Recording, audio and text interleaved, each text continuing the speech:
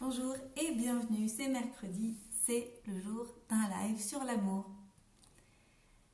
Merci d'être là ou de regarder en replay ou de regarder dans le groupe Conscious Loving parce que je poste les vidéos là. Je sais que le son est toujours décalé quand c'est en replay, quand vous ne le regardez pas en direct, et j'achèterai un nouveau téléphone quand j'arriverai à échéance de mon abonnement avec celui-ci d'ici quelques mois et normalement ça devrait être bon. C'est dû au téléphone. Je vois qu'il y a du monde qui arrive, merci d'être là. Salut Sophie, salut Mathilde, salut Géraldine. Coucou. On a des fidèles, c'est quand même super. Merci. Bonjour JN. Ok, donc on va commencer.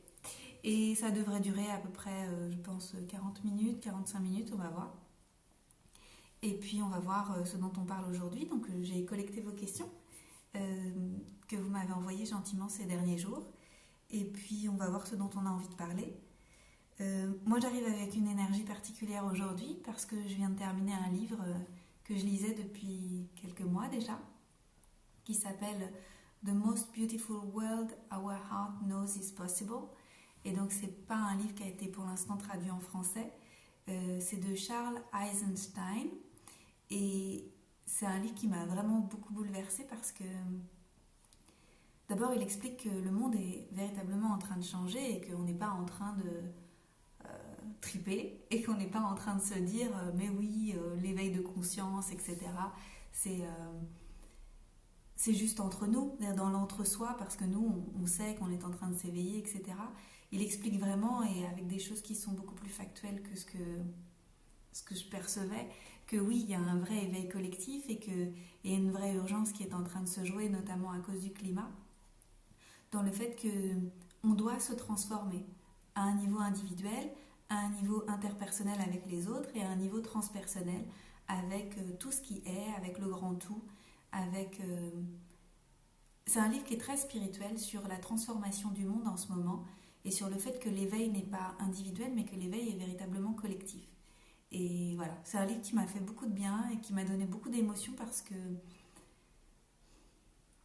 il y a des choses qu'on fait, on ne sait pas pourquoi on les fait, mais on les fait. Par exemple, cette école que je fais en Belgique auprès de Thierry Janssen. Pour ceux qui ne connaissent pas, Thierry Janssen, c'est un homme qui est médecin, qui a été chirurgien, psychothérapeute, qui a été aussi, très intéressé par tout ce qui est de la spiritualité, de l'énergétique, etc. Et qui a créé une initiation de 3 ans qui s'appelle l'école de la présence thérapeutique, dans laquelle je me rends depuis 1 an et demi, donc c'est à peu près tous les 2 mois. Et on travaille à être un meilleur contenant pour accueillir l'énergie de la vie. Et pour faire ça, on travaille par le prisme de nos névroses. Et donc c'est des cours qui ne sont pas forcément faciles à vivre. Et c'est aussi un... Oui, je sais qu'il y a un décalage entre l'image et le son. Je ne peux pas y faire grand-chose apparemment, c'est parce que j'ai un téléphone Huawei. Et donc je ne vais pas le changer tout de suite. Donc pour l'instant, peut-être vous pouvez juste écouter et pas regarder la vidéo. Comme ça, ça m'évitera de me changer. Je pourrais rester en pyjama la prochaine fois. Donc, mais voilà, dans quelques semaines, j'achèterai un nouveau téléphone et normalement, il n'y aura pas de décalage. Donc je reviens sur ce que je disais, sur le fait que cette école que je me suis sentie appelée à faire, qui est en Belgique et qui dure quand même 3 ans, c'est un gros investissement personnel. C'est parce que j'habite en partie en Asie et je voyage, et donc ça me fait revenir à Bruxelles à chaque fois pour les classes. Et on travaille sur nos comportements névrotiques. Et dans ce livre, The Most Beautiful World Our Heart Knows Is Possible, le livre, genre le titre à rallonge, et il explique super bien comment c'est en travaillant sur nos comportements névrotiques qu'on participe à créer un autre monde.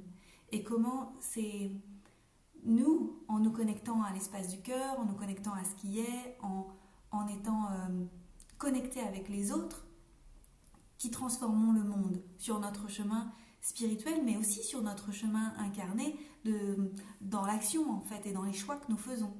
Et et voilà, donc en fait ça fait beaucoup de sens pour moi aujourd'hui de comprendre pourquoi j'ai fait les choix que j'ai faits et pourquoi je suis sur ce chemin pour régler encore plus de mes comportements névrotiques et pour avancer et participer du changement dans le monde.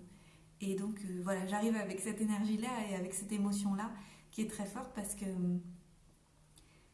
parce qu'en fait, c'est en lien avec le fait d'apprendre à aimer et d'apprendre à être bien avec les autres. Et donc du coup, bah voilà, c'est super beau, j'avais envie de vous en parler. Donc, je vais attaquer vos questions, il y en a pas mal, et sentez-vous libre aussi de les écrire dans le chat, et j'y répondrai si on a le temps. Alors, j'avais une question qui dit un homme me plaît, je sais qu'il le sent, mais il ne fait rien. Comment débloquer la situation? Et donc, quand j'ai lu cette question, je me suis dit, mais pourquoi toi, tu fais pas quelque chose? Parce que s'il te plaît, alors va lui dire, explicite-le, et dis-lui ce que tu recherches, et dis-lui ce que tu veux, et que les choses soient claires. Parce que sinon, il peut y avoir des jeux entre vous, où en fait, il attend et toi t'attends, ou alors toi, tu veux quelque chose et lui, il veut pas du tout la même chose. Et ce serait sympa que tu le saches, parce que du coup, tu passerais pas ton temps à faire des films, etc. Et donc, tout simplement, aller spontanément parler de ce que tu désires. Si c'est boire un verre, ou avoir une histoire, ou peu importe en fait, mais y aller. Et je vais donner un exemple, là, ça m'a fait penser à Kairo Ra, qui est mon coach, qui a été mon enseignant en coaching et avec lequel je vais travailler, avec lequel je travaille en ce moment parce que je prépare les classes de coaching que je vais enseigner à partir du mois d'avril. Kairo, il a fait un très beau chemin spirituel et personnel, a travaillé sur lui parce que ça allait pas du tout quand il était ado. Et vers 18 ans, il a commencé à prendre la tangente et à travailler très profondément sur lui. Et vers l'âge de 26-27 ans, il se sentait prêt à rencontrer quelqu'un et à construire sa vie avec une femme et à créer une famille. Et il était en Thaïlande et il a rencontré Kaylan, qui est son épouse, donc depuis longtemps, ça fait une quinzaine d'années qu'ils sont ensemble. Il l'a rencontrée dans une petite rue de Pai, au nord de la Thaïlande. Et la première nuit qu'ils ont passée ensemble, il lui a dit, écoute, je cherche quelqu'un avec qui créer une famille et avec qui... Enfin, il l'a pas dit comme ça, il a dit, qu'est-ce que t'en penses si tu rencontrais quelqu'un qui cherchait à créer une famille? Comment tu vivrais ça? Et elle a bien aimé. Et en fait, ils sont toujours ensemble et ils ont créé la famille qu'ils désiraient. Ils ont 2 petites jumelles aujourd'hui et ils sont très heureux. Et une entreprise et plein d'autres choses ensemble. C'est très inspirant. Et quand Kairo m'a raconté cette histoire, il me l'avait partagée pour m'expliquer que souvent on joue des jeux au début des relations et c'est dommage parce qu'on perd du temps pour soi, pour l'autre, du temps à jouer quelque chose alors qu'on pourrait être plus direct. Et il m'a aussi donné une autre clé. Il m'a dit que bien souvent on met les gens en période d'essai au début. C'est-à-dire on se dit oh, bah, je vais le voir un peu et puis on verra comment ça se passe. Et puis si ça se passe bien, tant mieux. Puis si ça se passe pas bien, bah, c'est pas grave, j'ai peut-être d'autres opportunités, etc. Et du coup on donne pas le meilleur de nous. Et on n'invite pas forcément l'autre à donner le meilleur de lui ou d'elle également. Et c'est dommage de faire ça parce qu'en fait, quand on est en période d'essai, on est extrêmement stressé. Je ne sais pas si vous l'avez vécu au boulot, mais moi particulièrement, ça me stressait énormément de savoir que j'étais en période d'essai. Et peut-être d'être très honnête avec la personne et de lui dire j'ai très envie d'essayer quelque chose avec toi, qu'est-ce que tu en penses? On ne sait pas où ça va nous emmener, mais essayons pour de vrai. Et sans période d'essai, c'est-à-dire qu'à partir d'aujourd'hui, on essaye. Ça change beaucoup de choses dans l'énergie d'une relation. Et voilà, je trouve que c'est hyper puissant, c'est très inspirant. Parce que Kairo m'a montré qu'il était possible de vivre en amour. Et voilà, donc je le partage avec vous et j'espère que ça vous aidera aussi. Salut Audrey. Alors, d'autres questions. Alors, est-ce possible de désaimer quelqu'un après avoir été quitté? Je l'aime énormément, il n'y a que lui. Alors, vraisemblablement, c'est une rupture qui a l'air très difficile. Et là, je recommanderais peut-être de te faire accompagner et pour traverser toutes les phases du deuil de cette relation et de t'autoriser à vivre toutes les émotions pour pouvoir après accéder à autre chose. Et c'est important de ne pas griller les étapes pour que tu puisses vraiment sentir que tu laisses aller tout ce que tu as besoin de laisser aller pour après recréer du neuf. Ensuite, il y a d'autres choses qui sont importantes. Je pense que l'autre, dans une relation, vient nous montrer des parts de nous et vient activer des parts de nous comme s'il était capable d'appuyer sur des boutons. Tu vois, d'appuyer sur des boutons qui viennent réveiller en nous l'amour qui est déjà là, mais auquel on n'avait pas accès parce que lui, il avait une clé particulière et qui venait nous montrer, tiens, regarde cette part de toi, regarde comme elle est belle, et regarde comme elle est vivante et comme elle est vibrante, et regarde comme tu peux vivre cet état d'amour grâce à ma présence. Mais l'autre est juste venu montrer ça, en fait. C'est-à-dire que cet état d'amour, il était déjà en toi, il était tapis en toi, et il a fallu que l'autre vienne le révéler pour le mettre en lumière chez toi et que tu puisses y avoir accès. Et donc, une partie de la solution, c'est d'être capable de voir à quel point ça a été merveilleux et d'avoir de la gratitude, d'avoir été capable d'accéder à ça grâce à la personne qui est rentrée dans ta vie. Et ça, c'est super beau. Et une autre partie de la résolution peut se jouer aussi avec le chemin vers le pardon, dont j'ai parlé déjà plusieurs fois. Je crois que je l'ai évoqué dans tous les lives parce que c'est quelque chose qui est très important pour moi. Le pardon m'a beaucoup aidé pour tourner la page d'une relation qui avait été très difficile. Parce qu'en fait, nous sommes responsables de notre état émotionnel et de ce qui se joue dans notre cœur. Et nous sommes responsables du fait de ne pas laisser des barrières s'installer trop longtemps pour pouvoir continuer à interagir avec les autres et continuer à vivre en amour avec les autres. Et pour ça, il faut récupérer la main sur notre état émotionnel et cheminer vers le pardon, ça nous aide énormément. Et tu peux le faire toute seule, tu peux lire des livres sur le pardon, tu peux aller à des cercles de pardon, tu peux utiliser la méthode Ho'oponopono. Et en gros, dans l'état d'esprit, c'est je suis pas responsable de tout ce qui s'est passé. Parce qu'il s'est passé des choses qui se sont jouées dans le relationnel, il s'est passé des choses compliquées. Mais je récupère en fait, je demande pardon pour le fait d'avoir laissé ça en friche dans mon cœur. Et je demande pardon de t'avoir joué un rôle dans ma vie pour que je vois des choses de moi et pour que je puisse avancer dans ma vie, etc.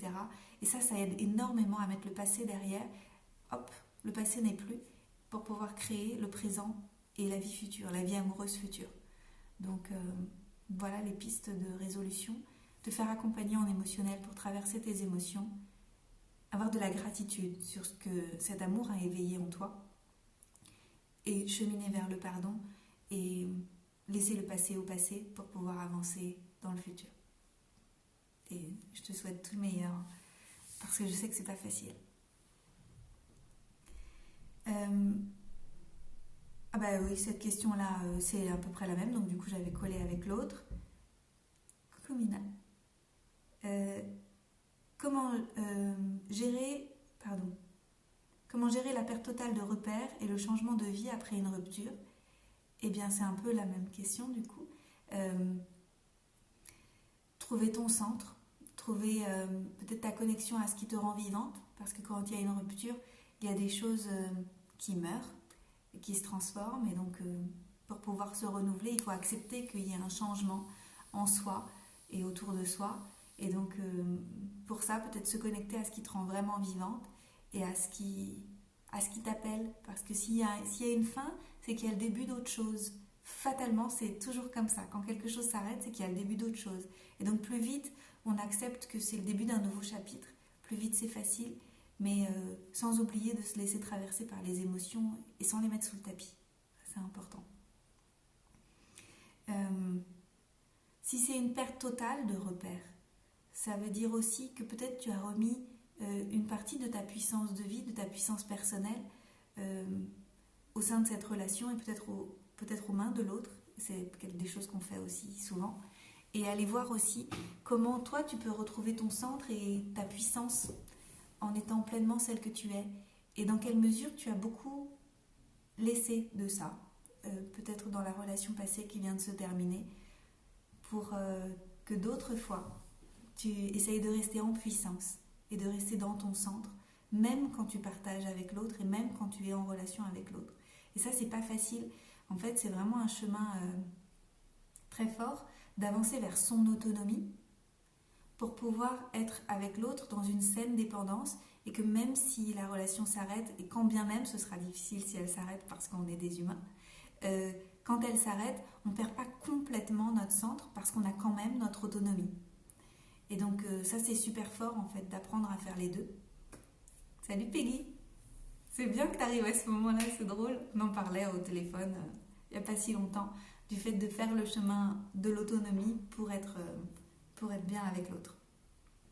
J'en parle beaucoup, beaucoup, beaucoup dans la partie 1 et la partie 2 de mon livre Une vie de préliminaire, l'art de choisir l'amour et de créer sa vie amoureuse. Et dedans, il y a beaucoup d'exercices, et il y a beaucoup de questionnements, beaucoup de choses pour pouvoir avancer en autonomie et pour pouvoir prendre la mesure de ce que c'est que d'être véritablement autonome et de s'interroger sur qu'est-ce que ça veut dire pour nous.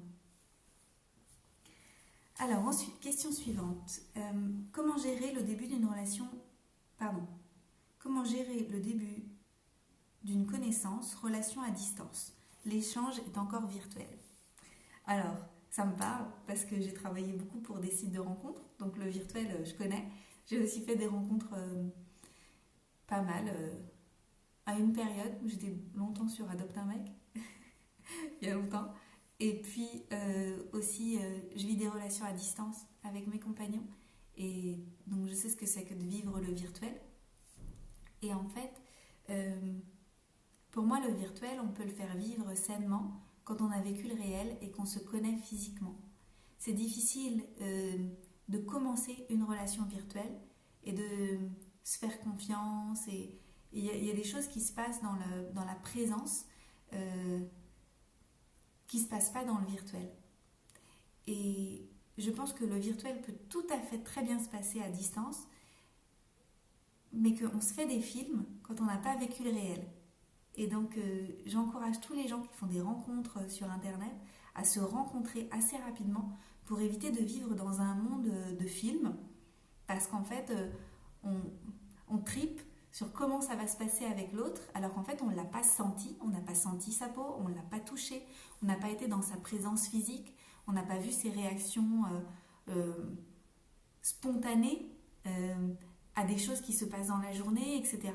Et donc, je pense que c'est super important de vivre la présence physique de quelqu'un, ne serait-ce que quelques heures, ou quelques jours, ou quelques semaines, pour pouvoir continuer une relation à distance sereinement.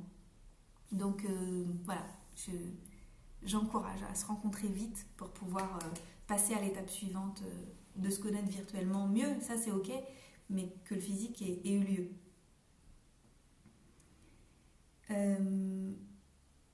Voilà, je ne sais pas si ça répond à la question.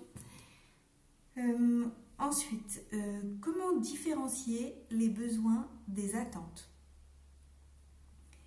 Alors, comment différencier les besoins des attentes? Alors, c'est pas la même chose, parce qu'un besoin, c'est quelque chose dont on a besoin.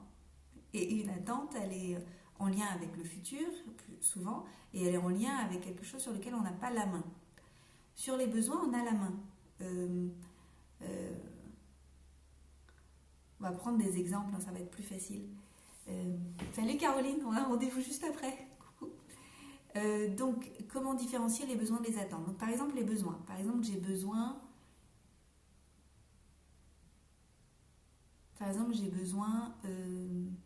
d'être écoutée. J'ai besoin de me sentir vue, j'ai besoin de me sentir écoutée. Voilà, c'est très clair. Quand on est en relation, on a besoin de se sentir entendu, vu, écouté, voilà, par la personne qu'on aime. Donc, ça, je m'en rends compte. Je vais l'identifier chez moi. J'ai besoin d'être écoutée, j'ai eu une journée particulièrement difficile, j'ai des choses à te raconter, etc. Donc du coup, j'ai des besoins et j'ai su les identifier et j'ai su les verbaliser. Donc ça, c'est super important d'être capable d'identifier son besoin et qu'il soit audible par l'autre.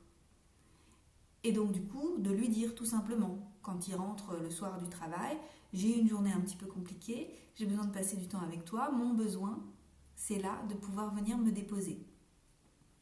Une attente, ce serait différent. L'attente, ce serait par exemple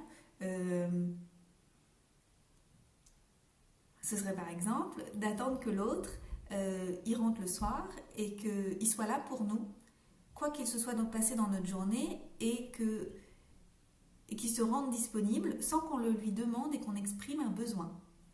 Et derrière une attente, il peut y avoir des frustrations parce que l'autre ne va pas forcément y répondre parce qu'il ne sait pas ce qui se joue en nous. Donc je dirais que comment différencier les besoins des attentes, c'est être capable d'aller faire une lecture intérieure de quoi j'ai besoin aujourd'hui, comment moi je peux me le donner en autonomie, on en parlait tout à l'heure, l'autonomie, et comment je peux demander de l'aide à l'autre pour qu'il puisse m'aider à remplir ce besoin. Et rester ouverte à la possibilité que peut-être c'est pas le bon moment pour lui, et donc fixer un rendez-vous pour que ce besoin soit rempli un peu plus tard et qu'il y ait un arrangement, qu'en fait ça fonctionne pour les deux à ce moment-là. Donc ça c'est plutôt une façon saine d'exprimer un besoin et de le remplir.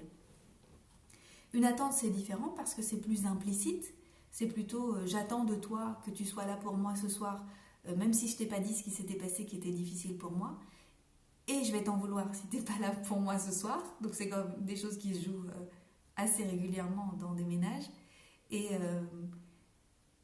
là c'est plutôt malsain parce qu'en fait l'autre il n'est pas là pour remplir nos attentes, il n'est pas là pour nous deviner en fait. Parfois il nous devine et tant mieux, mais il n'est pas là pour ça, et puis il a ses propres préoccupations, il a eu sa propre journée, il a ses propres besoins, et donc ça devient compliqué si on mélange les besoins et les attentes. Moi j'aurais tendance à dire n'ayons pas d'attente. Essayons de vivre avec ce qui est, avec ce que la vie propose, et essayons de se connecter avec l'énergie du moment et d'éviter de projeter des attentes sur quelqu'un, et soyons les plus explicites possibles sur nos besoins, et développons notre capacité à nous dire. Et ça aide beaucoup en fait en relation, parce que ça simplifie énormément.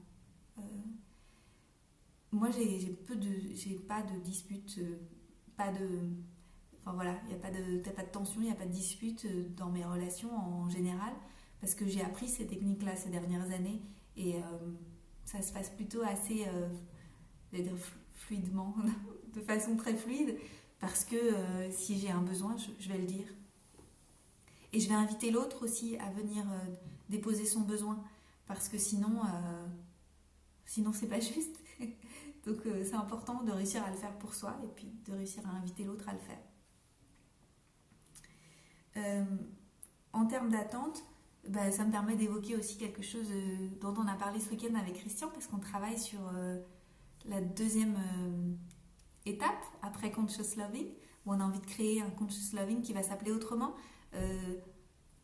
voilà, avec un autre accompagnant, avec un autre accompagnement, avec d'autres exercices, etc. Et une des journées, on a envie de la dédier aux attentes. Et on a envie de la dédier au fait que il y a des attentes qui sont saines, dans le sens qui sont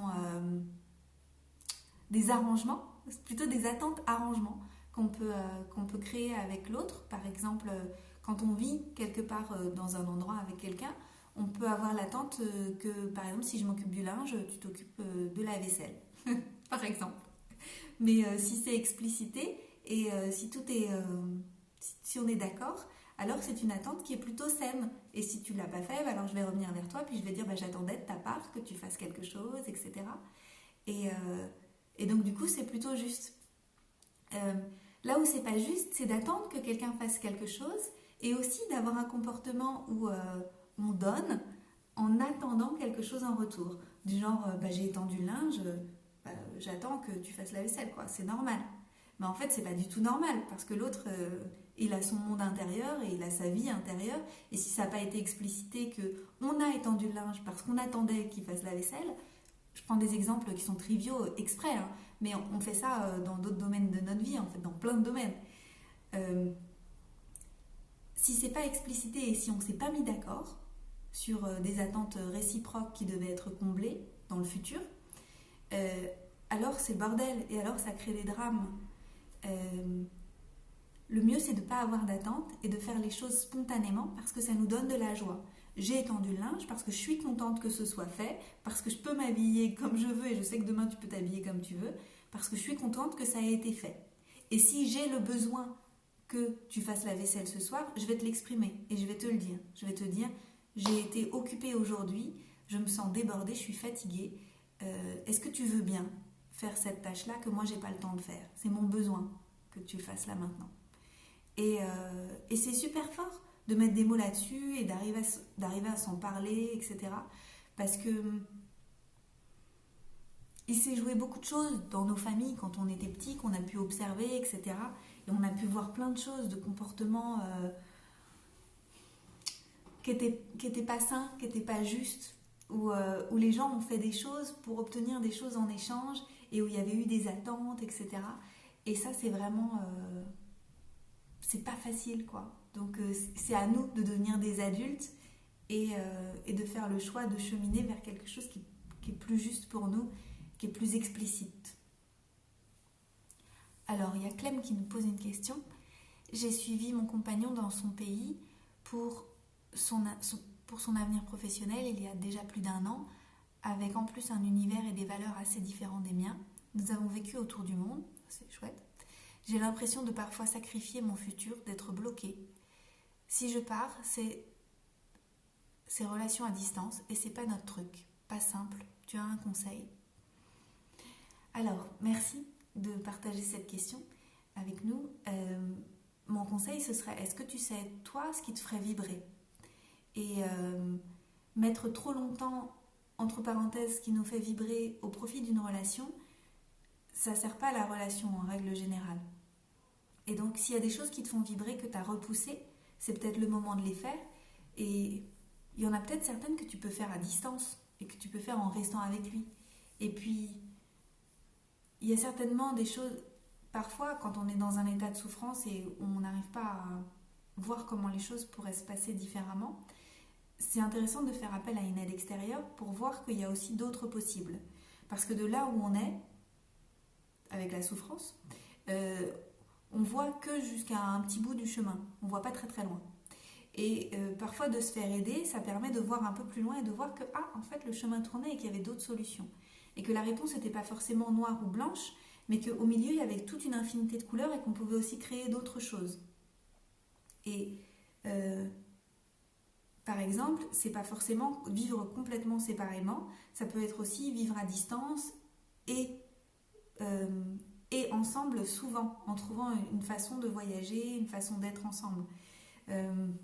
Pour ça, il va falloir faire appel à la créativité. Et si vous vous aimez très fort et s'il souhaite le meilleur pour toi et si toi tu souhaites le meilleur pour lui, la relation peut tout à fait se transformer et vous pouvez tout à fait trouver des solutions pour vivre à distance. Et apprendre à vivre une relation saine à distance, c'est possible et ça peut aussi vous donner de la joie et c'est pas forcément quelque chose qui sera si difficile que ça à gérer. Et ça peut faire travailler l'autonomie, etc. Donc il y a des choses qui sont intéressantes là-dedans. Mais c'est peut-être pas du tout votre truc aussi, mais c'est peut-être aussi un challenge qui va être intéressant pour découvrir des ressources que vous avez. Mon conseil, puisque c'était la question, ce serait d'aller regarder toi ce qui te fait vibrer, là où ça te connecte à ton énergie de vie, là où tu sens que la vie t'appelle. Et de suivre ce chemin-là. Et de voir comment vous pouvez concilier ça avec votre vie de couple.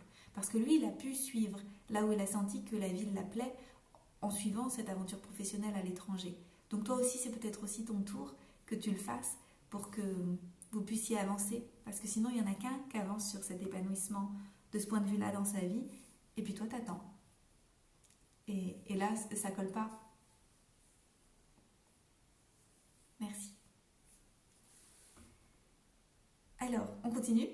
Il y a d'autres questions. Comment éviter les drames dans le couple?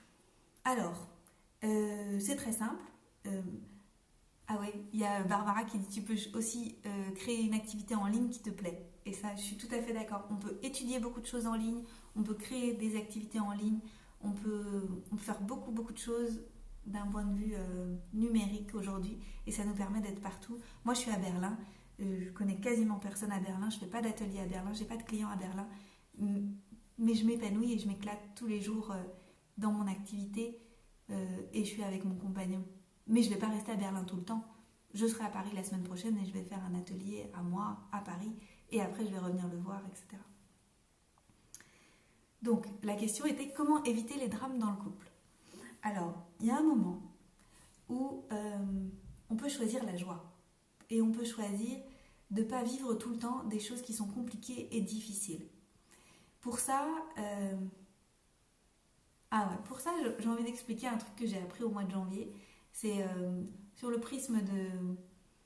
J'ai fait un cours en Thaïlande auprès d'un enseignant spirituel qui est génial, qui s'appelle Christopher Wallis. Et il explique que au milieu, alors imaginez un cercle.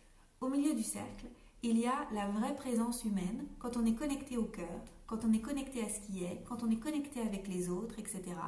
Et c'est ce dont je parlais aussi la semaine dernière en début de live. C'est vraiment cet état de connexion avec les autres et l'unité, etc. Et il y a le risque de partir, donc comme des rayonnements sur un plus grand cercle, de partir vers des comportements névrotiques. Si on est sur le proche du milieu, alors on est plutôt ok, bon, on a des petits comportements névrotiques, comme tout le monde, on est des humains, mais tout va bien. Et si on se laisse embarquer dans un tempérament névrotique jusqu'au bout du cercle, c'est bien souvent ce qui nous perdra. C'est-à-dire qu'on risque même d'en mourir. C'est-à-dire qu'on va aller tellement loin dans notre névrose qu'on va sombrer dans la pathologie et ça va nous rendre malades, etc. d'une façon ou d'une autre. En tout cas, on ira à notre perte.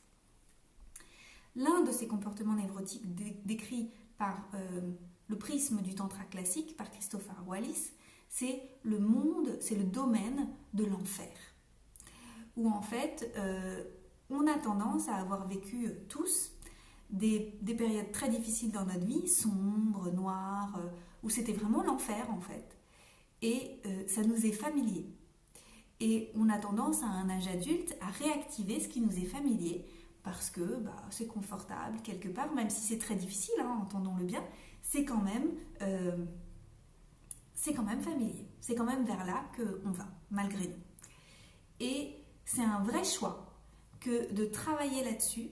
C'est Eckhart Tolle parle aussi de nos pain body, nos corps de souffrance. Où en fait c'est un vrai choix que d'aller regarder nos corps de souffrance, de les regarder en face, de se faire accompagner aussi quand on en a besoin, pour pouvoir dissoudre ça et décider que dans notre vie présente, on n'a pas besoin d'activer les corps de souffrance. Et on n'a pas besoin de vivre dans le domaine de l'enfer pour pouvoir se sentir dans le confort. Il faut créer une nouvelle forme de confort. C'est créer le confort d'une vie sereine et heureuse. Ça veut dire aussi se l'autoriser. Et c'est pas facile, c'est même dur. Cet été, on était avec Christian en vacances et on a réalisé qu'on était en train de passer des étapes de bonheur, qu'on était vraiment heureux et que on avait tous les deux des pensées de sabotage, dans le sens on va tomber malade ou il va nous arriver un truc, etc. Et on a lu un livre qui s'appelle Conscious Loving, donc c'est comme ça qu'on a appelé le programme parce qu'on adorait ce livre, donc on a gardé le titre qui nous a bien plu. Et dans Conscious Loving, les auteurs qui sont un couple expliquaient que il y a en nous comme une forme de chose qui brûle quand on transforme et quand on grandit, et donc il y a une transformation qui s'opère et ça crée des cendres. Et ces cendres, elles sont en nous et elles se déposent en nous et elles viennent créer une forme de pollution quand même. Et elles peuvent créer une maladie, une petite crise d'auto-guérison, etc. Et moi j'avais fait d'ailleurs, j'ai eu la dengue, j'ai chopé le virus de la dengue après ces belles vacances avec Christian. Donc, et après j'ai eu un gros nettoyage, donc certainement mes cendres sont parties et après j'ai pu accéder à un autre niveau de joie dans ma vie amoureuse, c'est tout à fait possible. Hein. Voilà, pour répondre à cette question, comment éviter les drames dans le couple, choisir un autre chemin. Choisir le chemin de la présence ici et maintenant, qui ne réactive pas constamment les blessures du passé et cette façon de vivre dans le domaine de l'enfer. Et pour faire ça, il faut aller regarder ce qui s'est passé pour nous et dans quel sens c'est encore un confort que de vivre dans une forme d'enfer et de drame. Pour accompagner ça, j'ai quand même envie de dire que dans ma vie au quotidien, du coup, c'est un choix aussi de ne pas nourrir des pensées de drame. C'est-à-dire que je me nourris très peu de ce que disent les médias. Quand j'ai des amis qui sont dans le drame, je ne nourris pas ça. C'est-à-dire que quand je les ai au téléphone, je les laisse se déposer et puis au bout d'un moment, je leur dis « Ok, qu'est-ce que tu vas faire de ce que tu es en train de traverser ? Qu'est-ce que tu tires comme ressources ? Qu'est-ce qu'il y a là pour toi à comprendre ? Qu'est-ce que tu peux choisir depuis l'espace du cœur et si tu rassembles ton courage, etc. » le drame, je l'autorise plus dans ma vie, tu sais, comme ce truc là de machine à laver où on ressasse et où on ressasse et où on ressasse le drama. Il n'y a plus la place pour ça, quoi. C'est voilà, c'est choisir un autre chemin. Merci pour cette question. Je vais peut-être prendre une dernière question de celle que j'avais écrite, et puis si vous en avez d'autres, vous pouvez les écrire. Et après, coucou Lucie. Si après voilà, si vous voulez en poser d'autres, n'hésitez pas, il reste encore quelques minutes. Alors cette question, je l'ai bien aimée, elle m'a fait sourire. Alors, c'est pas une question, c'est juste quelqu'un qui a écrit que sa difficulté du moment, c'était le regard des gens quand on est célibataire. Alors, les gens ne peuvent nous faire vivre des émotions désagréables que quand c'est déjà en nous. C'est-à-dire que si le regard des gens te dérange sur toi qui es célibataire, c'est que toi, ça te dérange d'être célibataire et de vivre cette période d'autonomie ou que tu vis peut-être comme une solitude ou quelque chose comme ça. Je vais prendre l'exemple de la culpabilité. Il y a plein de gens qui disent « tu me fais me sentir coupable » quand il y a, par exemple, si ma mère me dit « mais tu viens pas nous voir ». Je pourrais lui dire « tu me fais me sentir coupable en disant des choses comme ça », mais en fait c'est parce que moi je me sens déjà coupable à l'intérieur qu'elle réactive une culpabilité qui est déjà présente. Vous voyez, personne ne nous fait faire des choses, personne ne nous fait sentir quelque chose, c'est parce que c'est déjà là et que c'est mis en lumière par l'autre personne. Donc si le regard des autres te fait te sentir mal parce que tu es célibataire, c'est qu'il y a quelque chose en toi qui vit le célibat comme étant un poids ou comme étant difficile. Alors là, il y a le livre de Lilou Massé qui est intéressant, c'est « Je suis célibataire et ça me plaît ». J'avais bien aimé toute cette série de livres qu'elle avait écrits. Il y a le fait de profiter de ce temps pour toi, parce que c'est un temps de ressourcement, c'est un temps pour apprendre à te découvrir, c'est un temps pour vivre pleinement qui tu es, c'est un temps de créativité immense pour ta vie. Moi, j'adore être célibataire. Et d'ailleurs, à chaque fois que je termine une relation, je me dis « mais qu'est-ce que la vie a pour moi en stock ?» Et je me dis, mais je vais avoir encore plus de temps pour, je sais pas, faire ce voyage ou cette formation, ou avancer vers d'autres amours. En fait, qu'est-ce que ce célibat vient t'offrir comme temps pour toi ? Et donc, le regard des gens sur le célibat, c'est ton regard, toi, sur ton célibat qui est important. C'est comment tu vis cette période de vie pour toi. Alors, on a une autre question ici. Comment faire pour sortir de la peur de l'engagement liée à la peur de l'abandon qui conduit systématiquement au sabotage des relations ? Merci pour cette question. En tant que hyper autonome, parce que j'ai peur de l'engagement, certainement, ça me parle aussi, je pense que la réponse est dans la sécurité intérieure. De faire un chemin pour te sentir en sécurité, quoi qu'il se passe, et de développer une forme de foi dans la vie. C'est-à-dire, si j'ai foi en moi, si j'ai confiance en moi, si je développe mes ressources et que je travaille sur moi, si j'ai foi dans la vie, qui n'est pas contre moi, mais qui va m'amener des relations, des challenges, etc., pour avancer vers le meilleur pour moi, pour que je m'épanouisse et pour que je m'incarne pleinement dans cette vie humaine, sur Terre, etc., alors je peux me lancer dans une relation dans laquelle il va y avoir un attachement qui va être sain. Si je veux bien laisser un peu de mon autonomie pour pouvoir danser avec quelqu'un pendant un temps, compter sur lui ou elle, et que lui puisse compter sur moi, qu'elle puisse compter sur moi. Donc, je pense que pour sortir de la peur de l'engagement, alors c'est un chemin intérieur d'autonomie et de foi en soi et de foi dans la vie. Et d'apprendre à communiquer avec l'autre aussi ses peurs, pour que l'autre ne soit pas là en train de nous rassurer sur des choses, mais qu'on fasse vraiment le chemin, nous, d'être solide, et que l'autre puisse après danser avec nous et nous aider à être aussi plus solide. Ça va aussi dans le fait de bien choisir les gens avec qui on est, parce que ce que je dis aujourd'hui, je l'ai compris parce que dans le passé, j'avais essayé de faire ça avec quelqu'un qui, j'en avais parlé, je crois que c'était la semaine dernière ou la semaine d'avant, qui était un peu manipulateur et avec lequel je m'en étais un peu voulu m'être déposée comme ça et voilà, que la relation s'était pas bien passée. Mais je pense qu'en fait, c'est vraiment choisir des personnes auxquelles on va dire dès le début, je veux que tu sois la meilleure version de toi et je veux être la meilleure version de moi et on va s'aider. Et pour ça, il faut que tu sois en autonomie et il faut que je sois en autonomie et il faut qu'on arrive ensemble à danser et à créer un attachement parce que forcément on va s'attacher qui va être juste pour nous. Et parfois on va pas réussir, mais parfois on va réussir. Et ça va être une danse et qui va évoluer, etc. Et je crois que ça se joue beaucoup là-dedans, dans les premiers moments, de choisir quelqu'un qui vibre ça et de se le dire. Donc je ne sais pas si ça répond à ta question, mais j'espère que ça pourra t'aider. Et puis je vais prendre une dernière question. Astrid, merci d'être là. Et quand ressasser le drama nous fait douter concernant nos sentiments amoureux? J'ai tendance à résumer l'autre par rapport au comportement qu'il a eu lorsqu'il était blessé. Jugement, mots de trop. Ok. Alors là, je dirais que s'il y a eu des mots de trop et que c'est pas réglé dans ta tête, il y a des conversations peut-être à ressortir vis-à-vis de ce qui s'est passé. Là, tu peux utiliser des techniques comme la CNV ou la méthode Imago.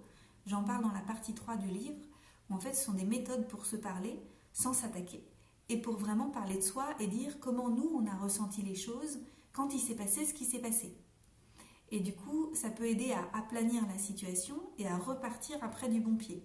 Et après, à essayer d'utiliser de plus en plus ces méthodes de communication pour parler de soi. Et pour dire son besoin. Parce que là, vraisemblablement, ton besoin, c'est, tu vas me dire si c'est ça, c'est de repartir vers une relation plus joyeuse, libre de jugement et en étant capable de vous parler avec bienveillance. Mais pour ça, t'es pas sûr qu'il est capable de le faire parce que dans le passé, il n'a pas prouvé qu'il était capable de le faire.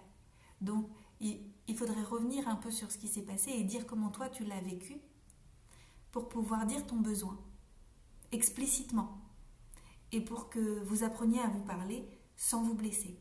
Parce qu'en fait, on peut se parler sans se blesser. On peut même se dire des choses qui sont pas faciles et qui sont très directes, etc. Mais avec beaucoup de bienveillance et sans jugement, en fait. Et pour ça, j'aime beaucoup la méthode Imago. Donc, elle est décrite longuement dans mon livre parce qu'en fait, elle est juste géniale. C'est un partenaire dit comment il se sent et l'autre partenaire répète. Si j'ai bien compris, ce que tu m'as dit, c'est que...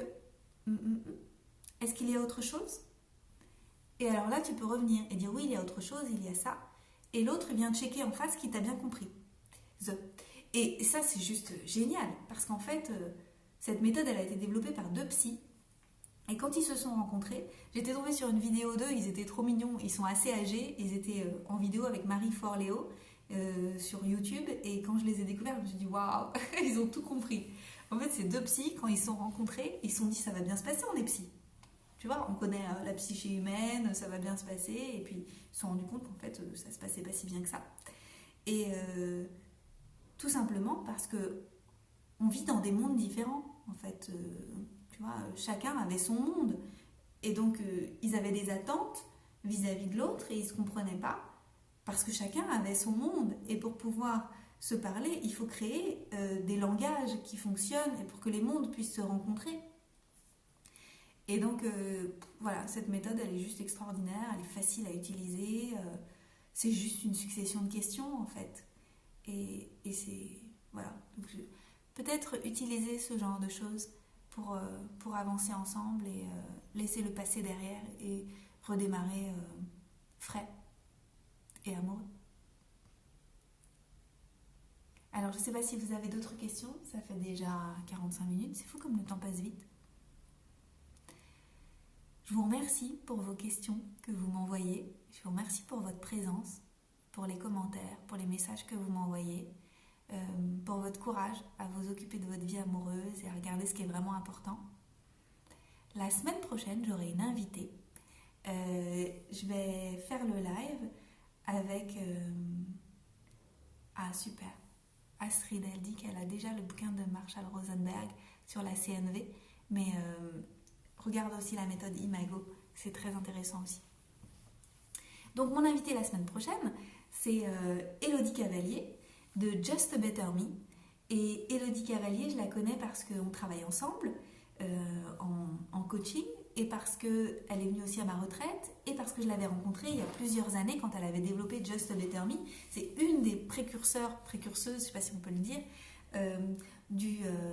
de développement personnel, de retraite pour être bien avec soi. Et voilà, c'est une femme magnifique et qui aujourd'hui propose du coaching amoureux. Et donc le live la semaine prochaine, nous serons deux, mercredi de la semaine prochaine à midi, pour parler d'amour. Donc je vous souhaite plein de joie. Moi aussi je vous envoie des cœurs, vous m'avez envoyé plein de cœurs, vous êtes adorables. Et je vais essayer de sauvegarder la vidéo, si tout se passe bien, mon téléphone est suffisamment vide pour que ce soit possible, et la poster dans le groupe Conscious Loving pour qu'elle puisse rester à disposition. Comme d'habitude, je mettrai les questions dans le week-end à disposition pour que vous puissiez, l'outil question pour que vous puissiez m'envoyer vos questions en avance. Et voilà, je vous souhaite tout le meilleur et merci d'être là ensemble sur ce chemin d'éveil pour des vies amoureuses qui sont plus saines et donc pour des vies tout court qui sont plus saines et pour contribuer d'un éveil du monde moins névrotique et plus joyeux et moins de drame. Gros bisous, belle journée. Au revoir.